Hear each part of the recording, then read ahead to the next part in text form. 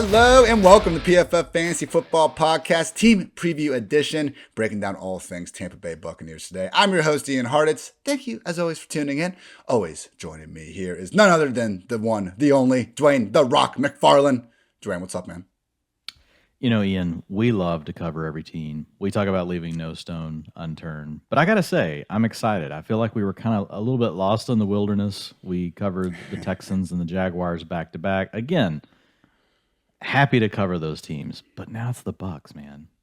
Look, this team is so loaded. I'm very excited about today's episode. I know what you're saying, because we have had these teams where it's like, you know, when I do go through the summary, there ends up only being one or two guys that are really worth talking about. We're going to see how that 60-minute time limit goes. It's not a time limit. It can go however long we want, because this could be in jeopardy. So, as usual, we're going to go through some of the notable offseason moves, the draft picks, before getting into quarterback, running back, wide receiver, and tight end analysis. So, pretty simple here in terms of the coaching staff, because while Bruce Arians did retire, they're keeping all the continuity, promoting from within, with defensive coordinator Todd Bowles now taking over the head coaching job, and also offensive coordinator Byron Leftwich is still running the offense. Whether it's Byron, whether it's Tom Brady, both guys are back, so who really cares who's actually making the decisions? Either way, this is arguably like the most fantasy-friendly offense in the entire NFL. They were 5th in non-garbage time pass play rate in 2020, top spot in 2021. They've been a top 5 offense in situation-neutral pace over the past 2 seasons. You throw in this fact that Brady has never been a scrambling QB, and Dwain, we have more pass game volume than anywhere, and we have a quarterback that's not going to be eating into his backfield rushing attempts. Like, truly, if there was an offense to ever, because I think we had that, the only offense I think to ever enable 3 top 24 fantasy wide receivers, a top 12 tight end, and a top 12 running back was that Peyton Manning Broncos team. I think it was like Noshawn, Decker, Demarius, Wes Welker, and Thomas at tight end. Julius, like, yeah, if there is a team that like has a chance of putting up some sort of gaudy numbers across the entire offense like this, it's the Buccaneers. Yeah, absolutely, man. You know, pedal to the metal, want to run a lot of plays, high quality plays. Like, it's hard, man. It's hard to find that combination. You know, most teams that, you know, are pedal to the metal are because they're trailing and they're really not very good, you know, and so the quality of play goes down, even though you may be picking up the volume. With the Bucs, like, they want to put their foot on your throat and they just want to completely step on it, and that's the style of their offense. Look at them last year. You already hit a few of the key things, but just kind of to reiterate, passing when trailing by 4 or more points, 5% above the league average. Passing when the game was within 3 points, 8% above the NFL average, so that's 68% versus 60% for the league. And then passing when leading, this one is huge. 62% of the time still throwing the ball when leading by 4 or more points. The NFL average is 51%. Ooh. That tells you, like, they know the way they win is with Tom Brady throwing the ball. The way they continue to keep a lead is also with Tom Brady, you know, throwing the ball. Not that they won't ever, you know, tone things down towards the end of the game and, you know, give a few more carries to the backs. They'll do that.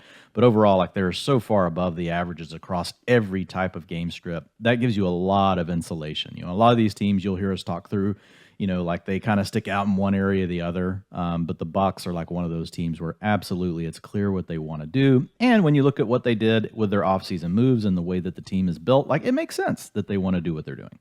Speaking of those offseason moves, obviously Tom Brady had that nice 6-week retirement to really, you know, help grind some NFL offseason news back in March. He is back, always done 33 regular season games with the Buccaneers, has tossed 83 touchdowns and throw for 9,949 yards. Like, these are just bonkers numbers that this man is putting up. He will turn 45 going to August, but man, like, in 2014, Peyton Manning, like, we know 2015 was rough, but by the end of 2014, you could see that arm strength was gone. I think there was a similar sentiment with Drew Brees at 2019 going into 2020. I know Brees was playing through like 10 injuries in 2020 as well, but no evidence of Brady falling off, Dwayne. If anything, like, his arm looked better last year than it has in a while. It's absolutely ridiculous. Yeah, with Brees and with Brady, I mean, with Brees and Rivers, and with Manning, like, towards the end of their career, like, it almost started to look more like almost a shot put. Ben, too, the way to the ball extent. Ben too, but with Brady, you just don't see it. And maybe a lot of that, I'm sure some of it's genetics, but I don't know, all these guys take care of themselves, but like Brady is like hyper focused on taking care of his body, and so I think there's just a level of commitment there that, not to say it's more than what those, like Peyton Manning is committed as anyone to anything, but it just doesn't, to your point, look the same. Brady, whenever I watch him play football, and I watch pretty much every snap from last year. I've rewatched almost every snap because they're fun. It's fun to watch a guy like Tom Brady work when he has the weapons that he has. I'm with you. Does he have the same zip, that he had 10 years ago? No, but he's learned how to account for that in his game, and he's a great anticipator, right? He's a freaking computer. He's a cyborg out there. Like he's calculating everything, like before the snap, right after the snap, and he knows how to keep the offense in the right plays. And so, like, his brain makes up for anything that he's given up as far as his fastball. I think one of the best throws of his career was that game-winning touchdown he threw to Brandon Cooks with the Patriots, where he just honey-holed that thing right into the side of the end zone, and Cooks got the 2 feet down like to win the game with under 30 seconds left. I was going through some of his big-time throws this morning, and you're still seeing those same shots down the sideline, or he's just literally lobbing that thing in the exact perfect spot for one of his talented receivers to run underneath it. So truly no drop-off of Brady. He's great at reading the defense and knowing his players. So, like, if you look, we'll talk about Mike Evans more in a minute, but like Mike Evans, targets per route run versus zone coverage has dropped since Brady's come to town. Why? Because Brady doesn't force into double coverage. Like, he's not going to push the ball down the field whenever you've got a safety over the top and you've got a quarterback in trail or on Evans. But as soon as you give him single man coverage outside against Mike Evans, like, he's going there. And he still knows how, to your point, to work like the turkey hole or the honey hole, which I think you had Chris Collinsworth laughing last year when we were on his pod with honey hole. I was so nervous. I think I asked Mike Renner or someone immediately after. I was like, am I crazy, or is this like an actual terminology for hitting that cover 2 shot? And he was like, no, yeah, I for sure heard that, but Chris acted like I was freaking an alien when I said that. He did. It was so funny. It was classic. Oh, but yeah, with Brady, man, like, just he knows exactly what to do, and that just keeps his team in a great situation. So, like, that's just an example though that we've seen with Evans. Not that isn't necessarily good for Evans, like, just as far as like his pure targets, but right, the quality of targets Evans still sees is really good because of the way that Brady handles it. At running back, Ronald Jones took his talents to the Chiefs. I get it, 2018 second-round pick. You expecting a little bit more out of the guy, but, he had over 1,000 total yards in both 2019 and 2020. One of the reasons why I'm not out on Rojo at all where he's going in drafts, but we'll save that for the Chiefs episode. Also, Le'Veon Bell remains an unrestricted free agent after having 12 touches with the Bucs last season. The big move at wide receiver, obviously, Antonio Brown doesn't really count because he was released before the end of last season. Release or he quit. You can kind of be the person deciding that. But to replace him, Russell Gage from the Falcons, 3 years, $30 million contract. And man, depending on how Chris Godwin's ACL recovery goes, Gage could be looking at a status as the number 2 pass game option for at least the first early on bit of the season. So keep an eye on Russell Gage and Chris Godwin for sure. The real big question too still facing us is what's going to happen with Rob Gronkowski. Remains an unrestricted free agent. So we've talked about this a bit on our best ball streams though, because I have a problem, but it's a great problem. I can't stop drafting Rob Gronkowski in the double-digit rounds of best ball drafts. The Athletic's Greg Allman, who was kind enough to grace this podcast with his presence last year as part of our 32 for 32 beat writer series, does fantastic work. He has reported that the expectation remains Gronk will be back on the team. And why wouldn't he? Because if you look at the other moves, O.J. Howard signed a 1-year, just $3 million deal with the Bills. They didn't sign any other tight ends. And in the draft, they went ahead and just took Kate Otten in the 4th round and Ko Keith in the 6th round. So when you have Tom Brady coming back, you're trying to win the Super Bowl. All you do is use a couple of day 3 picks from the position, and you allow a guy that was very familiar with the offense, and Brady seemed to trust enough in O.J. Howard to walk for just $3 million. Like, Dwayne, we're getting reports from the beat writers. Gronk himself hasn't denied the fact he's coming back. He just kind of said, like, he's going to make him wait a little bit, similar to Brady did. And you just, read between the lines on what's happening. Gronk's playing for the Tampa Bay Buccaneers in 2022. I'll be shocked if Rob Gronkowski does not play. So will all of my best ball teams. But the thing is, like, look, this is when you do it right now. You do it right now because he's going to shoot. I got sniped on him earlier this week in the Hardway draft over at the FFPC. Now, this is a redraft, but tight end premium. I was doing my normal thing, just sitting back, waiting, gonna grab Gronk in the 8th or 9th round. And Hilo, you guys can find him, Hilow, Mark Garcia on Twitter. He got my ass. Yeah, he had the pick right in front of me, and there was no hesitation. As soon as the pick got to him, Rob Gronkowski, I was like, oh shit. So yeah, but yeah, I love grabbing Gronk now. And even if we end up being wrong, there's some chance 5% that Gronk doesn't play. I'm still good with it, just because how much ADP is gonna move up once Gronk does announce that he's playing. I mentioned the pair of late-round tight ends already. The Bucs did use their third-round pick on running back Rachaad White out of Arizona State. Rachaad White taking it upon himself, one of the funnier post-draft NFL storylines. When people have been comparing him to Ronald Jones, he has actually DM'd those people and been like, keep my name out of your mouth. I am nothing like Ronald Jones. And I from what I saw, I don't think he was necessarily trying to put Ronald Jones down. I think he was trying to hype up Rachaad White. So what's wrong with a little bit of self-confidence? I think he's saying that he can play on pass downs. I think that's all he's saying. And we know that Ronald Jones can't. And PFF sure seems to agree.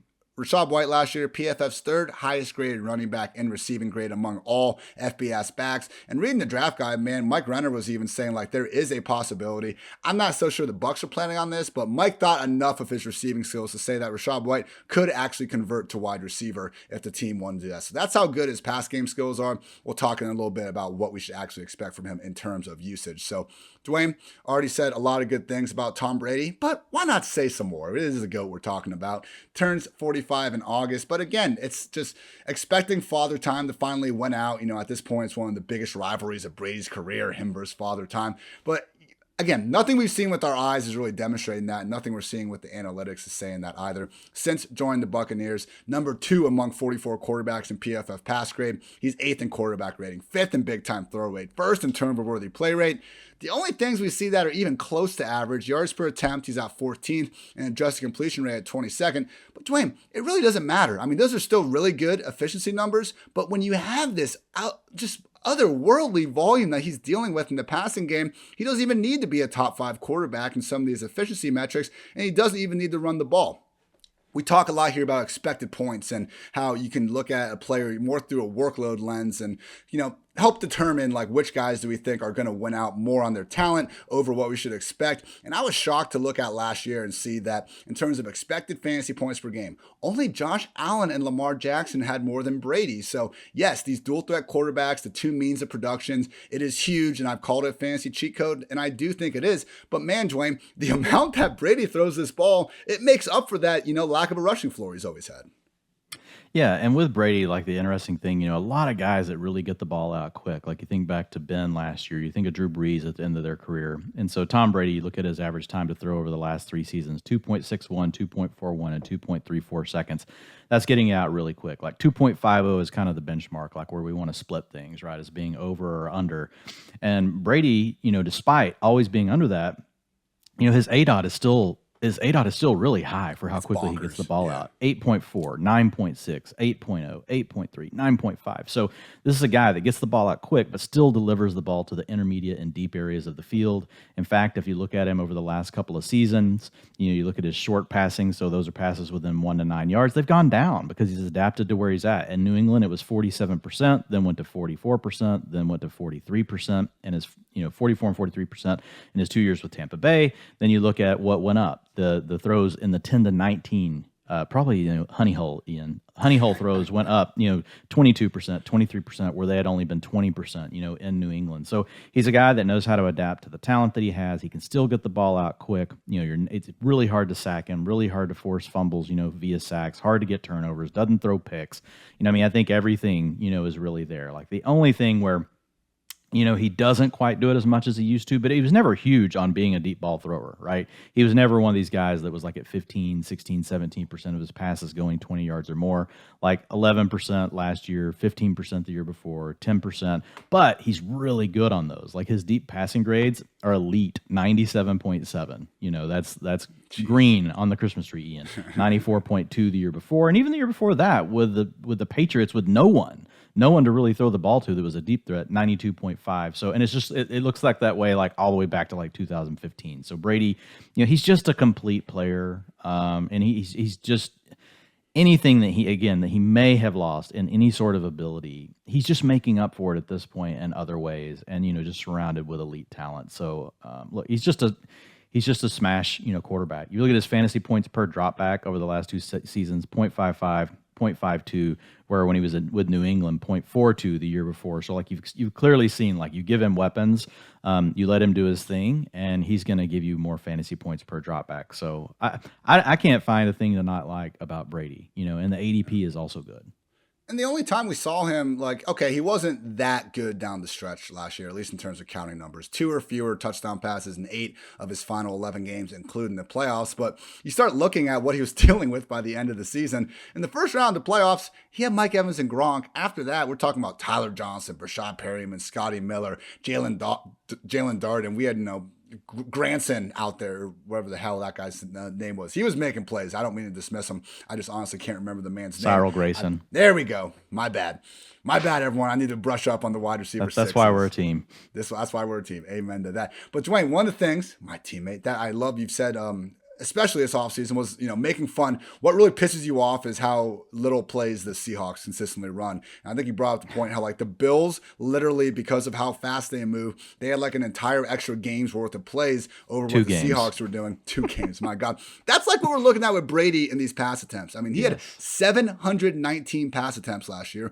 That's 47 more than the next closest passer. Only 8 quarterbacks surpassed 600 pass attempts. So Brady, like, yeah, we don't have that rushing floor, but my God, he's got almost a full 2 games of pass attempts worth it ahead of these other guys. So with all that said, these are the only guys I'm ranking ahead of Tom Brady: Josh Allen, Kyler Murray, Justin Herbert, Patrick Mahomes, Lamar Jackson, and Jalen Hurts. That's it. Dwain, agree? Higher, lower?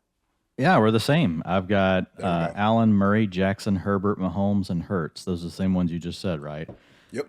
So yeah, I've got him at QB7. I'm taking him over Joe Burrow. Why? Because I know that the Buccaneers' identity is to throw the ball. We're hoping that the Bengals take a step forward, under Zach Taylor, and decide that they want to become more like what we saw at the end of last year. But there's no guarantee that happens. I think you can definitely argue that the Bengals, at this point, they rival what Tom Brady has, as far as the passing options. So I get it with Burrow, and Burrow's younger. But it's not like Burrow gives you any upside via his legs. So, he and Brady are almost, the same in that way. And Brady, is the king of get the ball down to the 1 yard line, quickly huddle up. And you could sneak out 3 or 4 rushing touchdowns from Tom Brady just by him being, thinking quick on his feet versus the other team and being prepared. So, yeah, I just don't see a way to take any of the other quarterbacks above him. And I've got Burrow 1 spot behind. Let's move on to running back. We got Leonard Fournette, Rachaad White, Giovanni Bernard, and Keyshawn Vaughn making up this backfield. Sure as hell, it looks like Leonard Fournette is going to be the leader. Follow that money. Just 12 running backs right now have a contract worth at least $20 million. Sorry, Cowboys fans. Zeke Elliott's still number 1 at $90 million. After that, we got Kamara, McCaffrey, Dalvin Cook, Derrick Henry, Aaron Jones, Joe Mixon, Nick Chubb, Saquon Barkley, Austin Eckler, and the 2 new members of the club, James Conner and Leonard Fournette. Obviously, a bit of a gap between 21 and 90 million. But look, all of these backs we're talking about are featured backs that are really the workhorses of their offense. I would not expect that to be any different for Leonard Fournette this year. Why would it be? Listen, don't take my word for it. Listen to Byron freaking Leftwich, the play caller. This was a quote from him earlier this offseason. White's tough to get Lenny off the field. He's a 3-down back. He's a smart guy, and he and Tom can play ball. They can play ball together, and when it starts moving on them and things are changing and things have to happen, Lenny and him can play ball. They've been in these situations. That's why it's hard to really get him off the field because of what he brings and the connection him and Tom have. I think it's unique. It's not that we're forcing him on that field. It's because he's the best in what we're asking him to do. We're looking at the reigning RB4 in PPR points per game, the reigning RB4 in expected PPR points per game. Only Christian freaking McCaffrey had more receptions per game last year than Leonard Fournette. Like, yeah, it sucks that Fournette got hurt at the end of the season with that hamstring issue. But Dwain, what is the red flag with Fournette other than him not being like the most elite talent? Because the workload, the offense, like I'm imagining your Christmas tree right now. It's not going to be red where we're talking about his talent. Maybe it's like yellow, but everything else is green, man. Yeah, I mean, that's it. Talent, like he's basically at replacement level, but Sure. That's just looking at, yards after contact. That's looking at explosive, rush rate, which is 10 plus yards. That's looking at, missed tackles forced. But at the end of the day, when you're just looking at can he pile up yardage, we've already seen the answer to that, in this offense.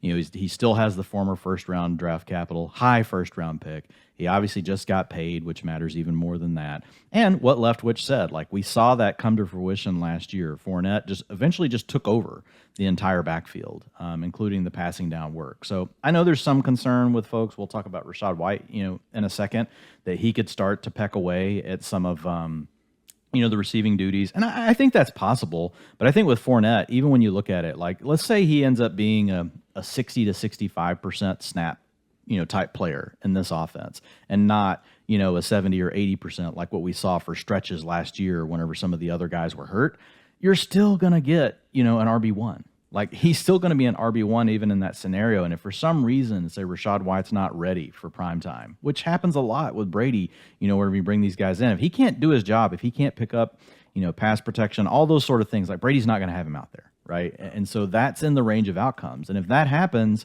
and Fournette's out there 75 to 80% of the time in this offense, like he could be the number one running back overall. You mentioned he was already number 4 in points per game last season. So, I mean, it's just...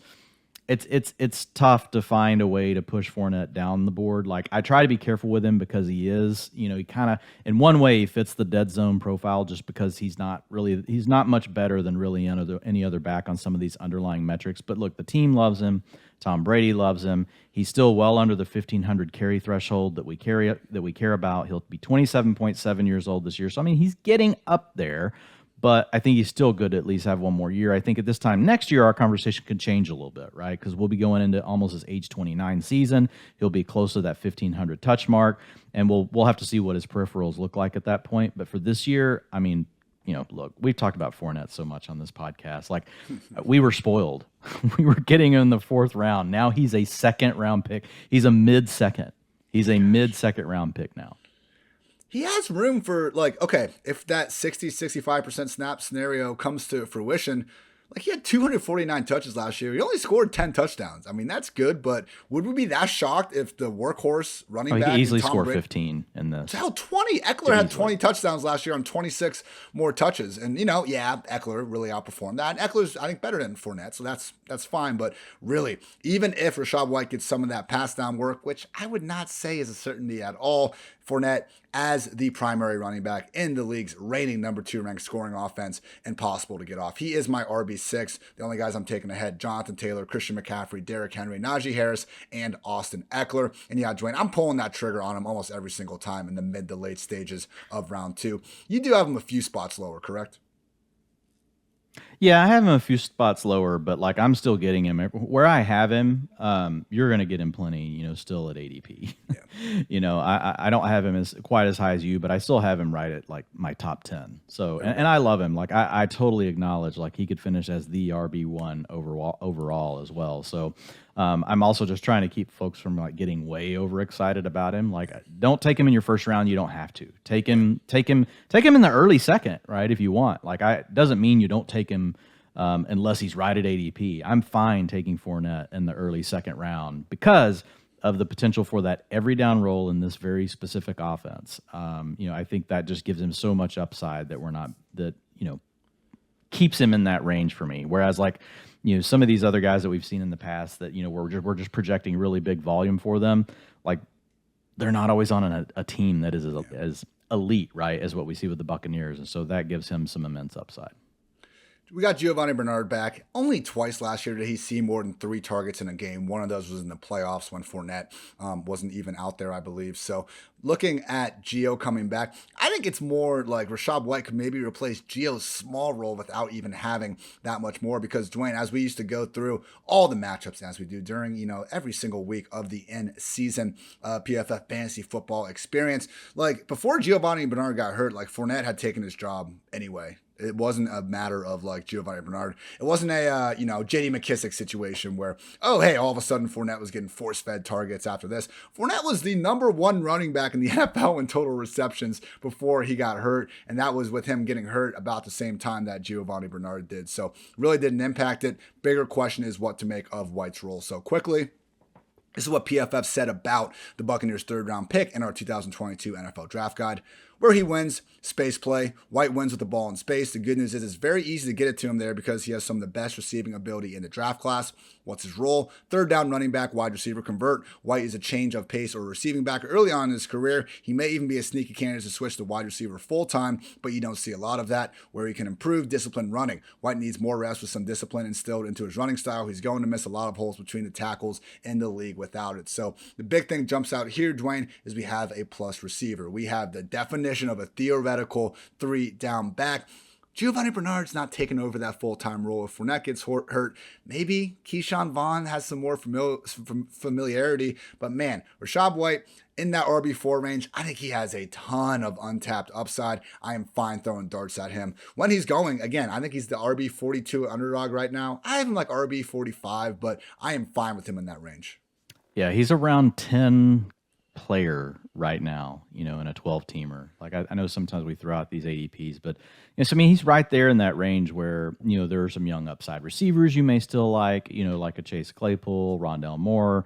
Like he's priced appropriately to me. Like, because if something does happen to Leonard Fournette, there's no guarantee that it's Rachaad White, right? Again, it could come back to him being a rookie, not being ready, and Tom Brady may just be like, no, miss me with that, right? We're going to go in a different direction. Like, that's possible. Look no further than Keyshawn Vaughn. I mean. Exactly. But Rachaad White's profile as a collegiate player is so much better than what Keyshawn Vaughn's was. Keyshawn Vaughn was a complete head-scratcher when they took him where they did. Rachaad White, he went about where we thought he would go in the draft. But, man, I know he was a JUCO guy early, and so it kind of inflates some of his career numbers.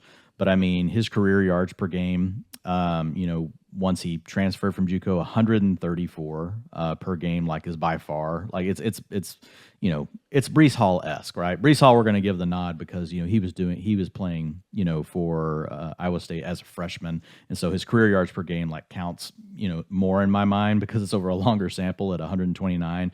But Rachaad White did absolutely have a blow up, into his career in college. And it was one that was disrupted, once he left, JUCO, it was interrupted by COVID. So it's not like he could control everything, right, that went on with, how his career ended up, playing out. But in that last season where it really counted, like he really came through and absolutely, like as far as being, a receiving option out of the backfield, like he was the best in this class.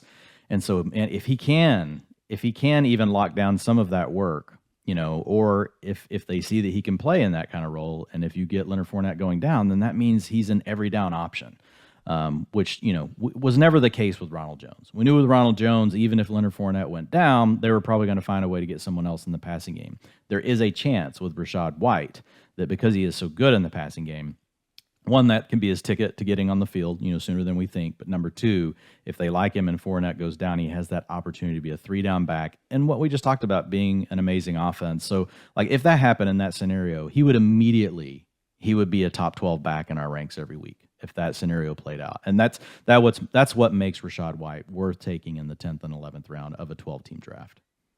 Taking a quick break to help pay some bills. Want to note this podcast is sponsored by FanDraft. Are you holding an in-person fantasy football draft party this year? Then you need to check out FanDraft.com. FanDraft is a modern, digitalized version of those old sticker boards we used to use at our drafts. However, unlike those outdated sticker boards, FanDraft makes your fantasy draft feel like the actual NFL draft with features such as custom logos, draft clock, team walk-up songs, a streaming news ticker, and much more. And that's all great, but any of you that have ever used those outdated sticker boards, I still have one league where we like to get it. It becomes a problem if you're in a 12-team league and one of your league mates is not able to attend, whatever their reason might be, whatever just bogus reason that they can't come to grips with to come get to your fantasy draft. FanDraft helps you out because they run your league's draft board from the FanDraft.com website, and then you export your display onto a large screen TV for the league to enjoy. So if you're there at the draft, you're getting your usual draft board sticker experience, but it can also be used fully online, and any number of your league owners can join the draft remotely. So you don't have to worry about FaceTiming people in, explaining them all the picks that have happened. You're trying to get drunk at the pool and pick some fantasy players. You don't need, Joe Schmo trying to stunt your style with that and annoying you with one phone call after another. So sign up for a free trial account at FanDraft.com when you're ready to order the pro account. Make sure to use promo code PFF to save 15% off your purchase. Again, that's FanDraft.com with code PFF. Also want to note that the best place to play fantasy football this summer is Underdog Fantasy. Man, at this rate, I think it's like Tuesday, Wednesday, and Thursday night. I'm doing streams with the, fellow folks around the world. Dwayne, not around the world, around the country. Let's not get too crazy there, Ian. But Dwayne on Wednesdays, got some 4for4 friends on Thursdays, and then other PFF folks, including Dwayne, Nathan Yonke, and Kevin Cole on Tuesdays. Always doing it over at Underdog Fantasy, trying to take down that Best Ball Mania tournament with $10 million in total prize money, or the puppy. Go get that $75K for first place. Only costs $5 to enter right now. So what Underdog is going to do for you is double your first deposit up to $100 when you sign up with the promo code PFF. And if you play just 10 of those dollars using promo code PFF, you get a free PFF subscription. Again, deposit up to $100 and they'll match promo code PFF, and just play 10 of those dollars. I don't know why you wouldn't. Like, why would you deposit $100 and then not play $10? Doesn't add up to me. Again, use promo code PFF and you get that free PFF subscription. So what are you waiting for? Head on over to UnderdogFantasy.com or the App Store. Play $10 with code PFF and draft your Best Ball Mania team today. Dwayne, I wrote up my Tampa Bay team preview this morning. I didn't change Brady. I didn't change Fournette. I already had him QB 7, RB 6. I was already very high in them. I wrote about him. I still am. I'm higher on Mike Evans. Wide receiver 7, man. What are we missing here with Mike Evans? We have the Chris Godwin ACL injury that, hey, maybe he is back by week 1. Dr. Jesse Morse did say it's possible that he's going to be able to make it, but he got the bag. 3-year, $60 million extension, $40 million guaranteed. Look at the NFC South these days, man. I'm not giving up on the Jameis experience in New Orleans, but Carolina and Atlanta objectively look like two of the worst teams in the league. Tampa Bay is playing for January and February. There is no need for them to rush Chris Godwin along. And then when you start looking at the one problem Evans has had that you hinted at earlier, it's just the lack of elite volume. He has gone nowhere in terms of being one of the best wide receivers in the NFL with Tom Brady. The only difference is he was averaging 9.3 targets per game with Jameis Winston as his primary quarterback from 2014 and 2019, just 7 targets per game with Tom Brady. But when Brady has targeted Evans over the past 2 years, 126.2 QB rating, third highest mark among 78 qualified receivers. So with Evans, man, we've seen the floor over the past 2 years. Wide receiver 10 and wide receiver 16 in PPR points per game. You'll get the Jordan Howard-esque kind of rushing receiving line sometimes, 2 catches, 2 yards, 1 touchdown. You got to kind of live with that a little bit. But my God, man, if we're going to get potentially a chunk of this season without Chris Godwin readily available, the ceiling is the freaking moon for Mike Evans in this offense. And that's not even considering AB being out of the picture. 8 games with Tom Brady and without Chris Godwin, he scored every single time, man. Like, the worst game that Evans has put forward without Chris Godwin on the field was 5 catches, 41 yards, and a touchdown. 9 touchdowns in 8 games without Chris Godwin. So looking at those, he was able to catch at least 7 passes in 5 of those games. It makes sense that Brady is not going to be throwing the ball to the Tyler Johnsons, the Jalen Dardens of the world. When he doesn't have Godwin out there, he's going to feature even more onto Mike Evans. So for me, obviously, Cooper Kupp, Justin Jefferson, Jamar Chase, Stephon Diggs, CeeDee Lamb, and Devontae Adams. I think they all earned a nod over Evans. But, man, Dwayne, in terms of volume, I think Tyreek, Keenan, Debo, T. Higgins, and A.J. Brown, maybe you can make an argument that they have a slightly higher target ceiling than Mike Evans based on what we've seen, and maybe if Godwin comes back. But man, I just feel like having Brady under center, we have a guy in Evans that's only missed 7 games in 8 career seasons. I know he's getting a little bit older, but he's going to be 29 by week 1, maybe still only 28. I just think that the floor with Evans, combined with this ceiling induced by the Godwin injury, it makes him someone that I think we should be getting ahead of expectation on. So he is moving up over Underdog. He is now coming in as the wide receiver 8. And I want him, Dwayne. I want Mike Evans over these guys that have more competition or more questions under center. Why not take Tom Brady's number 1 pass game option? What are we missing here? Yeah, I think that's the question. I have him as a tier 2 wide receiver. And I think, he is in a great offense, but I'm scared of Mike Evans in the second round, to be honest. Like, just because if you look at his profile, well, first let's start with the positives. Just like what you mentioned, when Godwin was out, last season, like it was undeniably like really good, for Evans.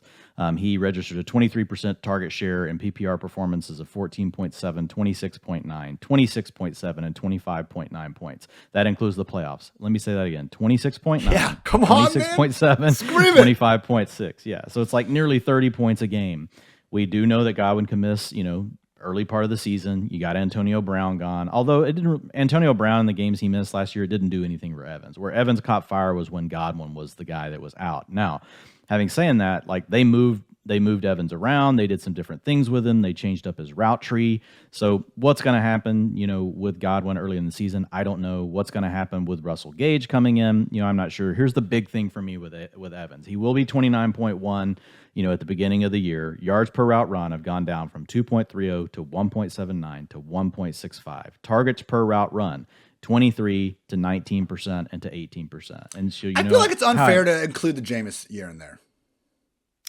Well, why? Because Jameis was a batshit crazy quarterback that was feeding Evans like he was throwing the ball freaking. Well, either way, fine. You can leave that out. But Yeah. here's the problem. Like these underlying data points. So like 1.65 is equivalent to what a wide receiver 5 normally does. He did that last year with Brady. His 18% targets per route run is the equivalent of what a wide receiver 6 normally does. The year before, his targets per route run, 19% with Brady is the equivalent of what a wide receiver 4 normally does. His 1.79 yards per route run, the equivalent of what a wide receiver 3 usually does. So even though he's finished as a number 2 and number 1 receiver over the last 2 years, a wide receiver 2 and a wide receiver 1 over the last 2 seasons, his underlying data suggests he's not where he was. Like he's had a big fall off from where he was in year 5 and year 6, where his yards per route run were over 2.3 in both of those seasons. Targets per route run were at least at the wide receiver 2 level. Even his PFF receiving grade, it's just it's not terrible, but it's fallen below what we're paying for him in fantasy. So while yes, I do love the offense for Evans, here's my thought on him. He's going to blow up out of the gate. Russell Gage is going to blow up out of the gate. But the problem is, once Godwin's back and Godwin's healthy, when you're trying to win your championship game, and you're trying to really make noise, down the stretch, Mike Evans is going to tell off most likely at the end of the season. So I'm fine with taking him in managed leagues if you want to take him early. And then you could potentially trade Mike Evans after week 4 and get name your price, anything that you want, or you just keep him. But at the end of the day, I think what you're going to get by the end of the season is more like a mid wide receiver 2 to low end wide receiver 2. What you're going to get for the first however many months of the season is you're going to get an elite wide receiver 1. So I think you just need to know that going in.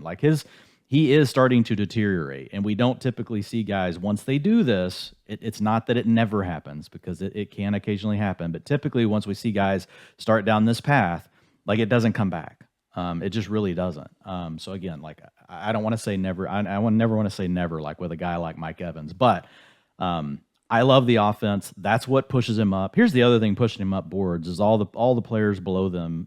All the players like DK Metcalf, Deontay Johnson, DJ Moore, all these guys where we know they have major offensive questions, right? So that's already pushed Mike Evans up the board. And now I feel like I was fine with him in the 3rd round. Now I've got to take him in the 2nd round, and I'm just not as excited about it. So I'm probably not going to have a lot of Mike Evans exposure, but I don't think it's going to kill me. I think it's going to look bad early in the season, but by the time the whole season settles out, I would prefer to have T. Higgins over Mike Evans. Even though Higgins has far more target competition, I mean... Well, I think Mike Evans is going to have just as much by the time we get, to the end of the season. T. Higgins, though, his profile is ascending. Mike Evans is descending. I pretty much make it that simple, because I like both of the offenses. I clearly like the Bucs a little better than what about Tyreek Hill? The Bengals. I'm still taking Tyreek Hill over Mike Evans. I'm taking Deebo Samuel over Mike Evans. They're still in their prime years. But again, I have them all as wide receiver 2s. I give you flavors of wide receiver 2s, right? I give you 2 A's, 2 B's, 2 C's. My 2 B's, appropriately named for the B, are the boomers, right? It's Mike Evans, it's Keenan Allen. They've got profiles that are descending every single year for the last 3 years. They're getting older, but they're in good offenses. They have great quarterbacks. Nobody's going to argue Justin Herbert's a beast. Tom Brady's a beast. They are both pass-heavy offenses. So those are the things that move them up the board for me. But now we're getting into that range where I think people are overdoing it. It's kind of like we've seen this kind of thing, happen in the past. It's not a perfect example, but even like last year in week 1, right? The drafts that happened after Thursday Night Football and everybody went nuts about Amari Cooper with Michael Gallup going down. And people started drafting Amari Cooper in the 1st round in the next 3 days of drafting, which I thought was terrible. Why would you do that? Yes, Amari Cooper's going to be better while Michael Gallup's out, but Gallup is going to eventually be back. You still got CeeDee Lamb. It's the same kind of thing for me here because I really do like Russell Gage. I really think that Gronk's going to be back, and eventually Godwin will be back. And Evans with Godwin is very different than Evans without Godwin. So I think it will be the tale of two seasons. I think Mike Evans will really be good, but he's just getting to the point now where I'm like, I could have had him the other night, in a draft, not the hardway draft, but in another one. And I mean, I've passed him multiple times now, just because of how high people are willing to take him. And I shouldn't say I'm passing him. He's just going off the board like so early. It's like I don't even have to really worry about it. If he's in the third round, that's where I'll get my exposure, but I'm not going to force it. I just think we need to redraft. The long pause from Well, Ian. I mean, Tyreek Hill's a year younger. He's coming off career low marks in pretty much every efficiency measure over the past 5 years. He's about to play with a quarterback that Nothing has like Evans though. He's still hitting. Sorry, Tua has 27 passing touchdowns over the past 2 years. Mike Evans has 27 receiving touchdowns over the past 2 years. Like, yeah, if I was starting a franchise, of course I'm taking Tyreek and Debo over Mike Evans, but like look at Allen Robinson. We have seen more than enough examples of a quarterback or a scheme really pushing down great receivers still. And I think Tyreek and Debo, with those question marks with Tua and Trey Lance, to me, like, why even take that chance, man?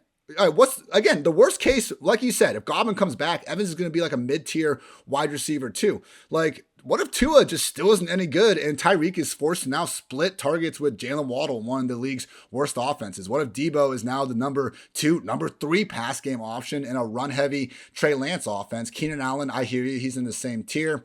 Higgins, we're both high on anyway, but I really think Evans deserves to be a tier above that mess of wide receiver twos, because with those guys, and I understand that Evans might have similar target share numbers, but again, when we take that into the context of the Buccaneers throwing the absolute piss out of the ball, I'll take 18% target share in the Buccaneers offense over 23 with Jalen Hurts throwing the ball. So I just think he deserves. But again, that's the only thing pushing him into this tier for me. Like, so if I'm at this level in the draft, like, look, with Tyreek Hill, like, okay, over the last 2 seasons, he's been a wide receiver 1, but his underlying data points also say he's a wide receiver 1. Like, he's not deteriorating yet. And so, like, could it happen this year? Yeah, it could happen. But I mean, we haven't seen it, with Tyreek Hill. So I'm going to keep Tyreek Hill slightly above Mike Evans. I get why people want to put Evans above. I just think that it's gotten too far now. I think we're way too into projection season where we're overrating Chris Godwin being gone for the first few games, and that's pushing Mike Evans too high. I agree that he should go above all the guys that have huge question marks in their offense. But I don't consider, with where Tyreek Hill's talent, where his talent is at, where A.J. Brown's talent is at, like, I still would rather go ahead and bet on the talent because all sorts of shit happens once the season starts. Like, who knows? Does Jalen Waddle get hurt? I don't know. Does Mike Evans get hurt? Does Tyreek Hill get hurt? Like, so do the quarterbacks get hurt? I don't know. So it's like, I'm still going to lean to the talent and the slightly younger player in those scenarios. It is really close. Like, but I just can't make myself force Mike Evans up anymore just because I'm looking at, a few game splits without Chris Godwin. Like, it's too much for me. Again, though, wide receiver 10, wide receiver 16, like, I think we're maybe overstating the talent gap between these guys. Last year, Mike Evans was the number 11 wide receiver in PPR points per game. That was with Chris Godwin playing, 13 games? Like, the difference between those guys, yeah, Jalen Waddle and these other guys get hurt. Chris Godwin is already hurt. So for me, it's just like the cherry on top of a guy that we got to be feeling pretty good about on the squad in the first place. But you know what, Dwayne? You have your opinion. I'll have mine. The listeners out there can make up their mind if they want to be overly high or low on Mr. Mike Evans. I want to be high on all these wide receivers, and that kind of was my takeaway after going through it. Even Chris Godwin, who has slipped all the way to wide receiver 26 ADP over at Underdog Fantasy. Godwin would be our number 1 Buccaneers receiver if there was absolutely no injury concern. It's just a fact based on what he was able to do. Last year, wide receiver 6 in PPR points per game, wide receiver 8 in expected. Unfortunately, that week 15 ACL tear making things a little bit problematic for us. Where would you be taking Mike Evans if Chris Godwin was healthy? Last year, he was a 4th round wide receiver, which I thought was appropriate, and I had exposure. Like, that's what I think he is. So I was willing to pay a third. I'd have Evans wide receiver 13 probably. Okay. Yeah. So I feel like, we're just, look, he's fine. But yeah, with Godwin, it's better to wait. Don't draft him right now. He has a good shot to land on the pup. I think his ADP is actually going to go down further. And I love him. I want exposure to him as well. But I think if you are drafting today, I think your price on Godwin's going to be less in a month from now. Like as more people realize that, wow, it could take time, for him to come back. It's just now hitting the market, right? People have had Godwin too high, too confident, over his injury, versus where it's probably going to end up by the time that drafts are really in full swing. To be fair, from Dr. Jesse Morse, he noted back in April that Godwin, quote unquote, should be ready for week 1. Gallup and OBJ likely won't be ready until October and November, respectively. Again, per head coach Todd Bowles, Godwin's timetable, better than where he was, but not where he needs to be. We don't put a timetable on it. They've been consistently saying that throughout the offseason. Again, why would they put a timetable on it? Maybe the pup is, a possibility. With that said, Dwayne, what's the pup? 3? Is it 6 games? That seems a little 6. aggressive. They still have that. They still have the short-term IR, right? I think they might have. I don't think it's going to take Pup for his ADP to fall. If Pup hits, his ADP is going to drop like 2 rounds. It's going to crater. But yeah, so that is in the range of outcomes. I think mostly what it's going to be, we don't expect Chris Godwin to really be Chris Godwin until like week 8 of the season. Meaning he could start the season, but the news is going to be, right, that just don't expect him to be old self. And so you just know how the news cycles. I think pretty much any news cycle that we get into, other than all of a sudden Chris Godwin's there on day 1 of camp and running 100% of the reps, right? That would obviously move Chris Godwin's ADP up. I just don't think that that's the likely scenario. I think you're going to continue to hear them be vague about it. He's probably not going to practice all the time. He may not even practice, until closer to the season. Any kind of news like that is going to help push Godwin down where we can just continue to get, a better discount. And at that point, I'll really be excited about Godwin. I like him now, and I'm getting some exposure now. I'm more excited about drafting him here in the next, 6 weeks. He definitely has to go after that kind of gross, but we know they're all good players, that wide receiver 2 tier. For me, I have Sutton, wide receiver 21, Judy, wide receiver 22. Then I have Godwin ahead of Amari Cooper, and then more established number 2 options like Gabriel Davis, Bateman, Adam Thielen, Allen Robinson. I'm not against maybe moving some of the younger guys up, but for me, I will take on a little bit of that injury risk with Chris Godwin over guys like Adam Thielen, like Allen Robinson, Brandon Cooks, older veterans that, don't necessarily have that big of a target difference, I think, with them. And Godwin, in my opinion, is the better receiver when healthy at this point in his career. So again, I just want to try to stay ahead. Let's get Tom Brady's wide receivers on the freaking squad. They're going to be putting up points as soon as they are out there. Unlike Evans, Chris Godwin actually profiles as a high-end wide receiver 2 or wide receiver 1. So I really want my exposure to Godwin. To your point, if Chris Godwin wasn't hurt, he would be in my top 10. I would have no problem having Chris Godwin in my top 10, and that would probably push Mike Evans down to 18 or 19. How come touchdowns don't matter for Evans' talent? Football's about scoring points. Touchdowns do matter. And I've got him in there. And look, his touchdowns per route run last year were 2.2%. The only guy better was funny enough, DeAndre Hopkins at 2.5%, DK Metcalf at 2.4%. But the big thing for Evans, why he comes through so much on touchdowns, is the fact that he's targeted over 30% of the time in the end zone. He owns over 30% of the team's targets in the end zone over the last 2 years, which is elite. So that's another thing that's actually, it's not that it doesn't matter. That's all part of why I actually have Evans at 13 right now. It was, everything else about his situation screams great. He gets used inside, the red zone, great quarterback, great offense, but underlying talent, is definitely on the down. It's on the downturn. Okay. With Mr. Russell Gage, wide receiver 3, maybe the wide receiver 2 to start, depending on Chris Godwin. We've gone through, we talked about Christian Kirk and the Jaguars and how the history of players changing teams in free agency usually isn't all that kind, regardless of position. With that said, Bucs gave Gage that 3-year, $30 million deal, and just based on what he was able to do last year.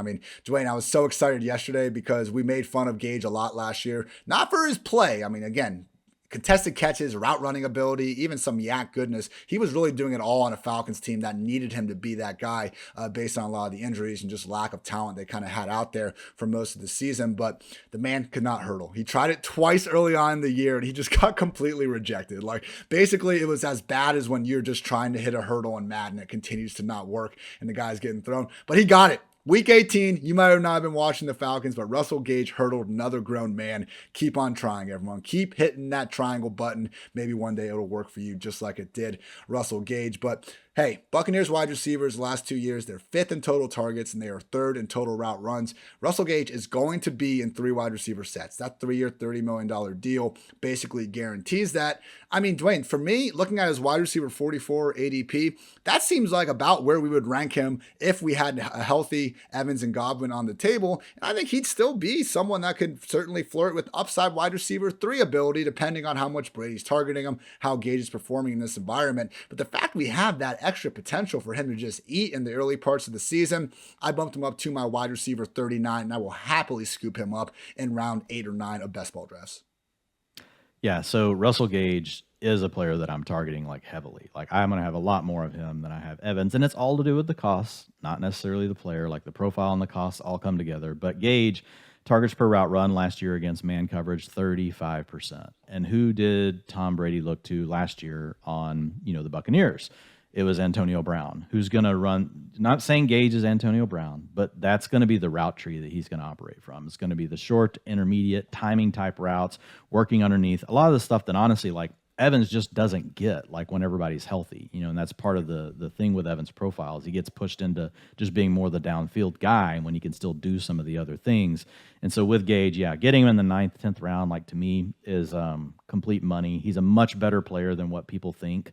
Like he is ascending, like he is on the right, he is on the opposite path. Like whenever you look at, his career and what he's been able to do, he's definitely a late bloomer. He doesn't have a lot of draft capital either, but what he's done over the last 2 seasons, like if you pulling him up right now, but like he finished as a wide receiver 4 in year 3, but his PFF receiving grade was worthy of a wide receiver 3. His targets per route run were also worthy of as a wide receiver 3. Last year, he also finished as a wide receiver 4 in PPR, scoring 167 points, but his PFF receiving grade, wide receiver 2 level. Targets per route run, wide receiver 2. Yards per route run, wide receiver 2. So this is a player that actually his fantasy points have not caught up yet with what he's capable of doing. And I think that Brady will completely unlock that. I won't be surprised, honestly, if Russell Gage outscores Mike Evans like in the first 6 weeks. Like it could happen. I would totally put my chip on Mike Evans. Like if you ask me which one to pick from, and a lot of it goes back to what you mentioned with the touchdowns. Mike Evans is very elite, in that area. But Ian, my bet is Russell Gage is a high-end wide receiver 2 for the first 5 to 6 weeks of the season. We'll see what happens once Chris Godwin comes back, and he's fully healthy. Godwin could be playing out of the gate, right? But we know that he's not going to be fully ready until somewhere, probably after a month or 2 of the season. And so at that point, then Gage could go down. But again, you're getting to spend a 9th or a 10th round pick on him. You're not having to spend a 2nd round pick.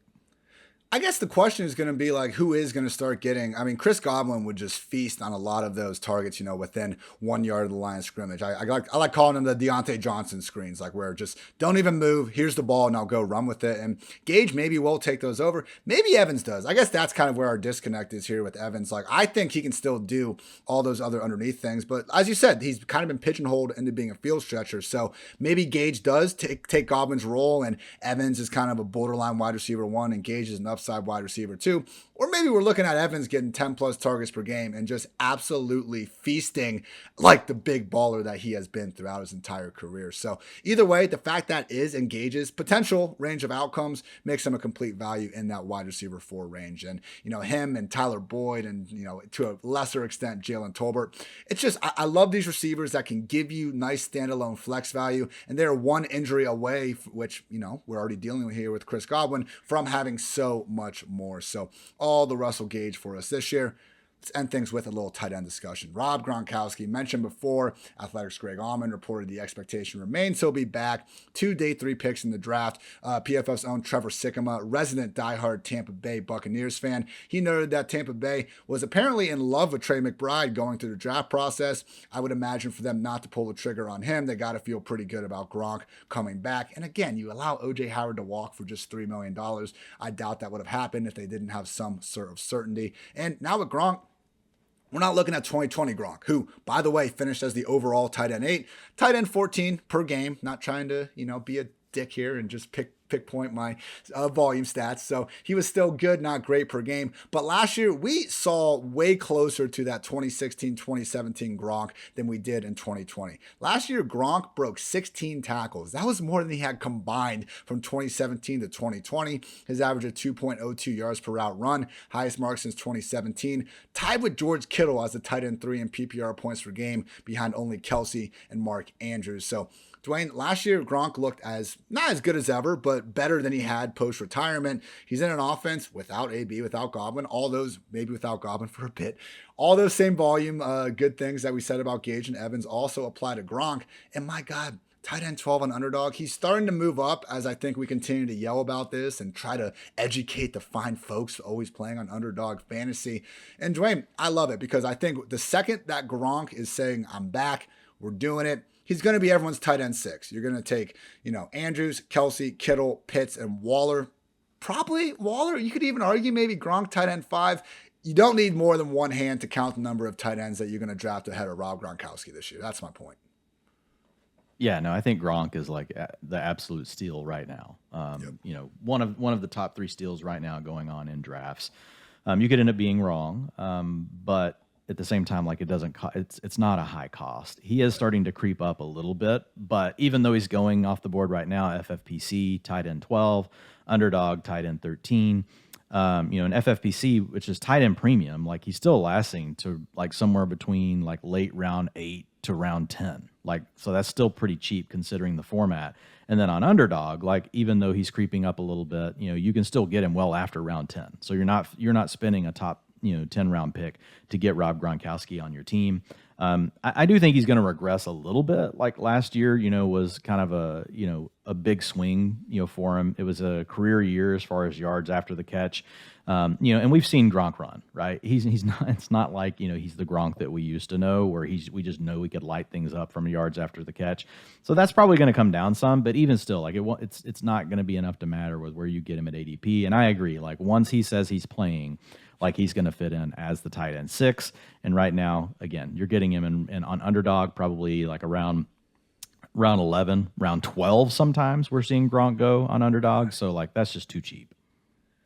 To quickly summarize the Tampa Bay Buccaneers offense, Dwayne and I both have Tom Brady QB7, taking the dual threat guys that have that passing upside ahead of him. That is basically it, thanks to this pass-happy offense and Father Time not catching up quite yet. Leonard Fournette, my RB6, Dwayne a little bit lower, but still ahead of consensus. We are looking at a legit 3-down back and an amazing offense. The only potential concern is Rachaad White eating into a little bit of that target share. Even then, like the chance for Fournette to just be a 15-plus touchdown scorer can't be understated. And like he really does have overall RB1 potential in his range of outcomes if he has the sort of receiving role that he had last year. At wide receiver, I am higher than Dwayne, probably in general, but also on Mike Evans. I'm going wide receiver 7. He's got him at wide receiver 13. Again, so like it's and hey, just to be clear with people, like people are on your side. Like the market is against me, not you. The market is with you. So you have him ranked wide receiver 13. Like I know I'm probably making it sound like you're out on him. I mean, you're still and as a top 13 freaking receiver. Right, but we definitely talked about some players that I'm taking over him, right? Yep. Like I see guys that profile very similarly that are still, younger and ascending that I'm going to go ahead and take just because my model, we're not supposed to talk about models. My supermodel, Ian. There you go. My supermodel actually, it's also factoring in like where these age cliffs happen, right? And so it can start at this year that Evans is at. Like, doesn't mean it's going to happen. So, but when you look at the deteriorating profile plus, we know that there could be more with the age. Like, that's just factored in. But to your point, like, I have him, almost inside my top 12. Like he's just outside my top 12 receivers. But, we've talked about the receivers before, and at some point we'll have to come back and do a quick receiver pod. I did the breakout article last week. Folks can check that out over on PFF. But at the end of the day, like I only have 8 receivers even graded as wide receiver 1s this year, right? So they met enough of the data points to say, wow, this player is a wide receiver 1. So I didn't just make it 12 just to make it 12. So it's the receiver class is a little weird this year, just overall. And then Evans is just part of that story. Yep. Chris Godwin, someone that we definitely need to keep an eye on in terms of that ACL recovery. Would make sense if they ease him along, but with that said, someone that once he's out there on the field and healthy, ready to go, going to be tough to keep him out of that top 12. I am fine continuing to treat him as a borderline wide receiver 2, staying just a little bit ahead of the public. And then Russell Gage, we are all over the man. Truly one of the best values I think you can get in fantasy right now, considering both the floor and ceiling involved for his season. And at tight end, as Dwain said, Gronk. Really, right now, top 3, I would just say probably the top 1 value you can get. I mean, to see this guy going tight end 12, tight end 13, again, to have, don't take my word for it, take Greg Allman, like one of the, probably, for my money's worth, the best Tampa Bay Buccaneers beat writer out there. When he's telling us the expectation is Gronk is going to return, when the money's telling us that, when every single roster move is telling us that, go ahead and risk it. And worst case, grab Cam Brate in round 18 if you really want to sure things up, and you'll be pretty much guaranteed to have Tom Brady's starting tight end. Dwain, did I miss anything? No, where did you say you have Godwin in your ranks? Wide receiver 23, I'm okay moving him down a spot or 2. Yeah, I have him at 20, but it's still the tier. Like, I've got him in a tier with Judy, Marquise Brown. You're a lot higher. Williams. Dude, he's wide receiver 26 right now in Underdog. He's really falling already. Well, he was 23 the last I checked, but that was like, I updated this like a day ago. So maybe overnight it went to 26. But it's just part of the news, that he may not be ready. Like, people are finally getting hip on it. But to your point, like, I still think he's going to end up being a wide receiver 2 whenever you need him to be a wide receiver 2. Say, mid-season on, for you go Godwin or Bateman? Oh, I'm going Godwin. Okay. I'm going Godwin over Bateman. Look, we like Bateman, but he's on a run-heavy offense. We've got a quarterback, that's got questions, and he has not truly proven it yet, right? He barely made the PFF receiving grade tier 2, between 65 and 74.9. He does have the first round draft capital, and I like Bateman, but I think Godwin is a much better bet. Still, that if we know at the end of the season and we're trying to count on somebody in our lineup, like Bateman could totally get there, but I like Godwin over Bateman. Godwin over. How Cooper. high do you have Bateman? Jesus, wide receiver 26. I'm just wondering. I'm not getting any Bateman, so I would like to. The amount of freaking Lamar Andrews stacks I've had, and I just can't get Bateman. Yeah, well, Bateman's moving up. He's definitely the hot name right now. I think Bateman will settle back down some. Like we through the offseason, you'll see these peaks. I don't think you're going to see a valley with Bateman, but you'll see these names all of a sudden get really hot. And so, like Bateman the other night in the hardway draft went round 5, I want to say. People are definitely on Bateman right now. We will get to Bateman once we end up making our way through the AFC North. But yeah, that's going to wrap up the Tampa Bay Buccaneers team preview. We will be back on Tuesday with the New Orleans Saints, then the Atlanta Falcons, and then finally the Carolina Panthers. Great day to be great, as always, here on the PFF Fantasy Football Podcast. Dwain, any final thoughts? No, man, it was fun chatting through these. When we get to talk about the loaded offenses, not every team is like Tampa Bay. So when you get them, it's plenty to talk about. So nope, that's it. I do have, I put out an article today. So if folks want to go check it out, I mentioned it a couple times, the hardway draft that I did with a lot of the industry high stakes guys over on FFPC. I had the 2-hole. I started off with Cooper Kupp, but I do a breakdown like of every one of my picks, what I was thinking, like who I had on my board, why I went with what I did, why I passed on another guy that I may not have taken that maybe you like. And so just kind of trying to give people a feel for what things are like, and it was a $350 draft, so a little skin in the game on it as well. Great day to be great for Dwain at Dwain McFarland on Twitter. Make sure you check out that article. As always, I'm continuing to grind out these very team previews with some USFL goodness thrown in there as well. So thank you as always for listening. For Dwain, I'm Ian. Until next time, take care, everybody.